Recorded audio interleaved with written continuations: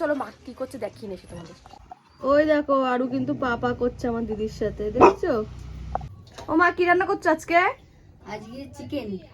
আমার বাবা আজকে বাড়ি এসছে। আমার বাবা যেহেতু সপ্তাহে সপ্তাহে বাড়ি আসে না, অনেকদিন পরে পরে বাড়ি আসে, যেহেতু বাবা একটুখানি বাইরের কাজ করে, তো ওই জন্যেই।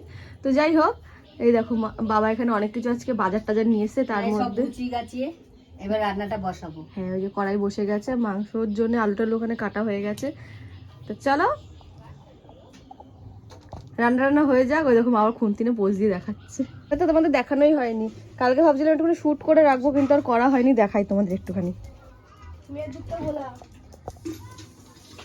আগে দেখিয়ে দিই শাড়িটা। এই যে কলগেটের অ্যাড হয়ে যাচ্ছে। এই যে শাড়িটা দেখতে পাচ্ছ, এই যে এই শাড়ির পার্টটা আমি আর আমার দিদি মিলে করেছি, বেশিরভাগটা আমি করেছি। যাই হোক, এই লেসটা আমি মিশো থেকে অর্ডার করেছিলাম, দেখছিলাম রিভিউটা খুব